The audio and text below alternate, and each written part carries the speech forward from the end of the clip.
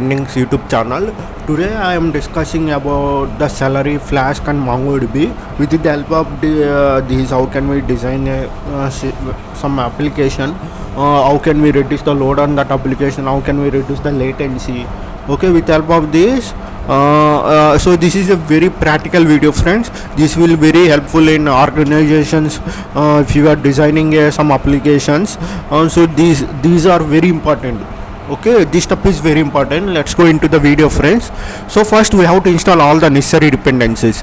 The necessary dependencies here are Flask, Celery and flask+mongo engine.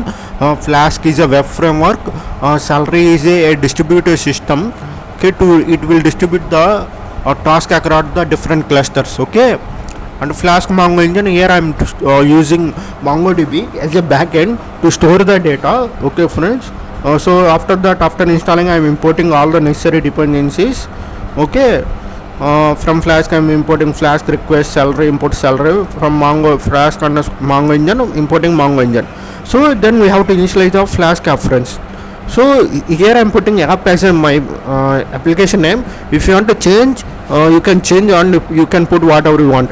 After that we have to initialize Celery. So this is the syntax for Celery initialization. Celery, here we have to give app.name and broker. Okay, this broker, what it will do, it will transport the messages and consume task. Okay, so whatever it will act as a broker. Why it is called broker?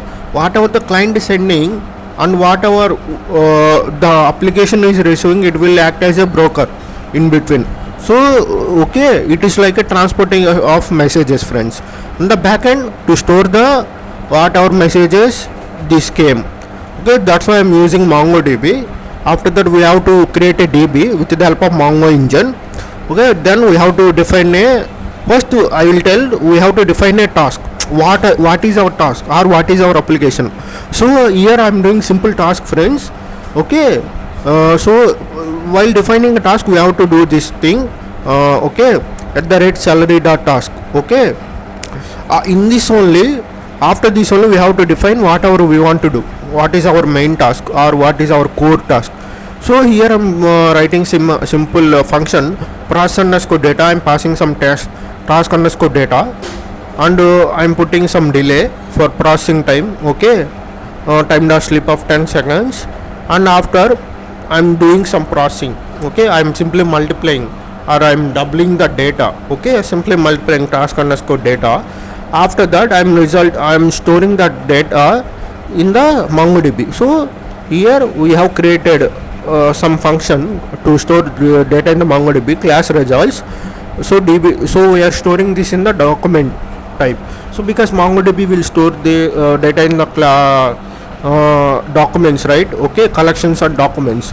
Okay, so that's why I am calling as a db.document. I am storing that. This is our data is a normal string data. That's why I am calling string field.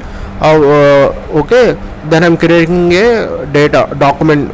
Okay, after that we have to store. So that's why I am storing all those data. Our data is result data. I am storing results. So this is our function, right, where we are storing data in MongoDB.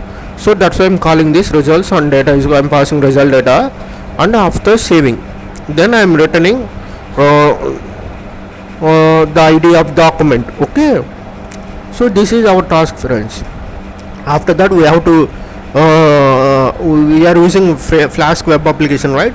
So we have to give a root. Okay, so to give a root, this is the syntax. At the right app.root, we have to pass whatever you can pass whatever you want to put the name of the root. I am putting as a process and method equal to post. So after that I am writing a function process underscore task. So I am taking all the data in the JSON format. So that's why I am using request.data JSON, and after that I am processing the data. Okay, this function. So this is our main function, right, where this Celery we are applying. Okay, that's why I am passing all those things to this process under data dot function. Okay, then it will return. So already we are returning result.id. That's why we are taking result.id, that is the document ID, friends. Okay, so after that, after completing this, so this enter code should be in the app.py file, friends, and these dependencies all should be in the requirement.txt. Okay, After that, you have to start the Celery worker. This is the command Celery dash a app.